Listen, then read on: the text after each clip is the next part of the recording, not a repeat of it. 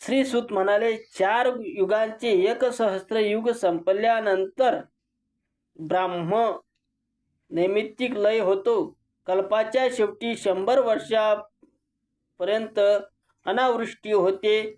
ज्या वेळेस दिवसा प्रखर तेज असणाऱ्या 7 सूर्यांचा उदय होतो, ते सर्व सूर्य जलाचे पान करतात व आपल्या प्रखर किरणांनी जल पिऊन या 3ही जनांना शोषित बनवून टाकतात. भू भुव स्वहा, महरलोक, जनलोक व समस्त चराचर या सर्वांना श्री विष्णू रुद्र रूप धारण करून दग्ध करतात. नंतर ते मेघांना देखील जलहीन करून टाकतात. सर्व चराचराचे समुद्रात रूपांतर झाल्यावर व स्थावर जंगम वस्तू नष्ट झाल्यानंतर भगवान विष्णू अनंतासनावर शयन करतात. 1 सहस्त्र वर्षे शयन केल्यानंतर भगवान श्री विष्णू परत या जगाचे सृजन करतात.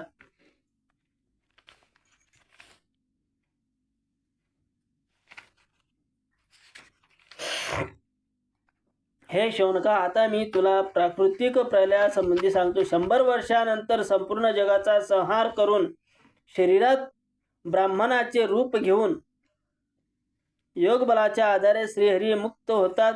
महासागर व सूर्यापासून मेघ उत्पन्न होतात.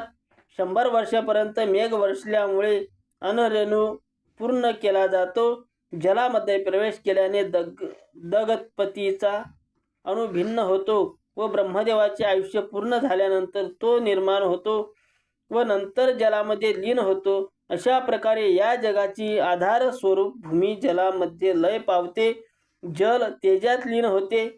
ते तेज नंतर वायूमध्ये लीन होते. वायू आकाशात व आकाश भूतादिमध्ये प्रविष्ट होते. हे सर्व भूतादी महानामध्ये व महान प्रकृती पुरुषामध्ये लय होती. अशा प्रकारे भगवान हरी 100 वर्षापर्यंत निद्रा घेतात व पुन्हा त्याचा दिवस झाल्यानंतर सृजन कार्य करतात. या अव्यक्त आदी भगवानाच्या क्रमाने हे जग व्यक्त होते. श्री सूत म्हणाले, या संसार चक्राला आणणारा पुरुष संसारातील आध्यात्मिक, आधिभौतिक व आधिदैविक या 3 प्रकाराच्या त्रितापांचे ज्ञान प्राप्त करतो. वैराग्य उत्पन्न झालेला पुरुष आत्यंतिक विनाश प्राप्त करतो. आता मी या संसार चक्राच्या क्रांती कालापासूनचे वर्णन करतो. याच्याशिवाय पुरुषार्थ असू शकत नाही व मनुष्य परमात्म्यामध्ये लीन पण होऊ शकत नाही. आकाशात वास करणारा मनुष्य आपल्या देहाचा त्याग करून अन्य देह प्राप्त करतो. 12व्या दिवशी यम राजाचे लोक त्याला घेऊन जातात. तो तेथे बंधुगण तरीसहित जल अर्पण करतात व जे पिंडदान करतात त्याच अन्नाचे या यमलोकात भजन करतो. पापकर्मामुळे नरकाची प्राप्ती होते तर पुण्यकर्मांनी स्वर्गलोक प्राप्त होतं. स्वर्ग व नरक यातील भोग भोगण्याचा लहान मोठा अवधी असतो. पापकर्मे किंवा पुण्यकर्मे जसजशी क्षीण होत जातात तसा तो प्राणी पुन्हा भूलोकी येऊन स्त्री गर्भात प्रवेश करतो. त्या स्थितीत प्रत्येक मासात मनुष्याच्या एकेका अवयवाचा उदय होतो व 9 महिन्यानंतर जीव उत्पन्न होतो. जेव्हा तो जीवात्मा भूलोकी देह धारण करतो न करतो तोच मोहमाया त्यास घेरतात.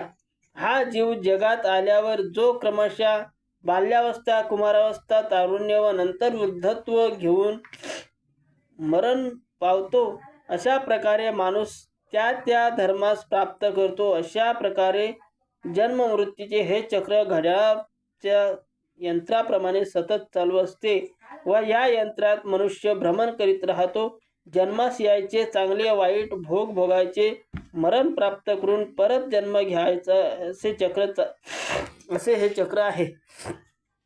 हे बुधा, पतित मनुष्य आपले भोग भोगल्यानंतर परत पाप योनीत प्रवेश करतो. आपल्या कर्मामुळे तो अधोयोनीत जन्म घेतो.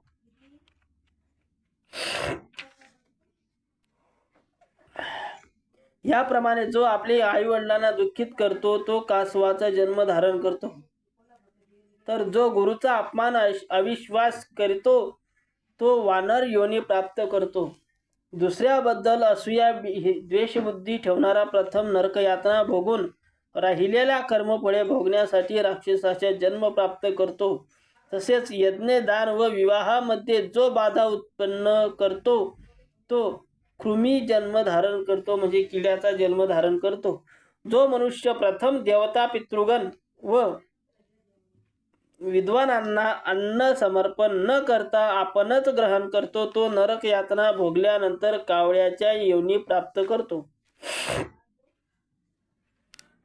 जो कोणी कृतघ्न बनून दुसऱ्याचे केलेले उपकार विसरून जातो तो कृमी, कीटक अथवा विंचवाचा जन्म प्राप्त करतो. तसेच जो दुसऱ्याचे भोजन पळवितो त्यास माशीचा जन्म, जो अन्न पळवितो त्यास मांजराचा जन्म येतो व तिळांचे हरण करणारा उंदीर योनी प्राप्त करतो. जो दुसऱ्याचे घरावर आक्रमण करतो तो नरकातील रौरव यातना भोगतो व जो दुसऱ्याच्या विद्येचे हरण करतो तो मुका बनतो. या उलट सर्व प्राण्यावर दया, सत्य भाषण, दुसऱ्याचे हित साधणारा गुरु, देव, ऋषी याचे सान्निध्य व सतत चांगलीच कर्मे करण्याचे व्यसन असणे अशी सर्व लक्षणे स्वर्गप्राप्तीची लक्षणे होत. म्हणून अशा मनुष्याचे बाबतीत असे समजायला पाहिजे की हे लोक स्वर्गसुखाची प्राप्ती करण्याकरिता व दुसऱ्या जन्मासाठी सत्कर्मे करण्यासाठी भूलोकावर अवतरित झाले आहेत. 8 अंगांनी युक्त योगाचे विशेष ज्ञान असणारा मनुष्य चांगले फळ प्राप्त करतो.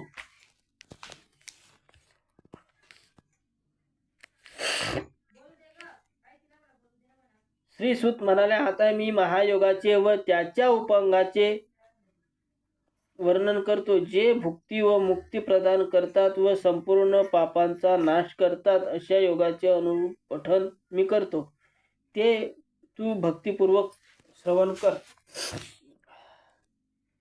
हे माझे आहे असा अधिकार हाच मुळी सर्व दुःखाचे कारण आहे व माझे काहीही नाही असा भाव निवृत्तीमूलक आहे. महान दत्तात्रेयाने समर्थनासाठी हे विशद केले आहे. अहम नामक बीजापासून हा वृक्ष तयार होतो. अहंच्या अंकुरातून मम त्याचे डेरेदार खोड बनते. घरदार त्याच्या शाखा असतात. पत्नी, पुत्र, पौत्र त्याची पाने असतात. धन धान्य रूपी विशाल पात्रांमध्ये हा पापवृक्ष अत्यंत कठीण दुर्गम बनतो. सुख शांतीसाठी येथे विधीपूर्वक अज्ञान वृक्षाचा देखील उदय झालेला आहे. विद्यारूपी कुऱ्हाडीने तो पापवृक्ष छन्न पिन्न होतो. त्यानंतर मनुष्य रजोगुणांनी रहित उपकारक पीत ब्रह्मरसाला प्राप्त करून ईश्वरामध्ये लीन होतो. अत्यंत विद्वान असा मनुष्य या परमानंद सुखास प्राप्त होतो. एका परमेश्वराला प्राप्त करून अज्ञानाच्या मोहाने भटकत राहिलेल्या जीव ज्ञान प्राप्ती करून विमुक्त होतो. ध्यान, पूजा, स्तोत्र पाठ, यज्ञव्रत व यज्ञ यांच्याकडे चित्त शुद्ध होते. देवगणांनी देखील याच बळावर देवत्वाची प्राप्ती केली आहे. तेच घर आहे जेथे मनुष्य निवास करतो व हेच खरे भोजन आहे ज्यामुळे मनुष्य जिवंत राहतो. हे पार्थिव संसारातील नित्य पुण्य अपुण्य कर्तव्ये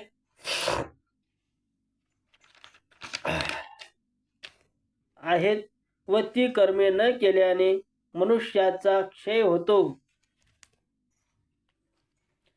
श्री सूत म्हणाले की भगवान विष्णूची भक्ती केल्याने सर्व इच्छा पूर्ण होतात. तेव्हा अशा विष्णूच्या भक्तीचे वर्णन मी करतो. विष्णू भक्ताने नेहमी त्यांचे स्मरण करावे.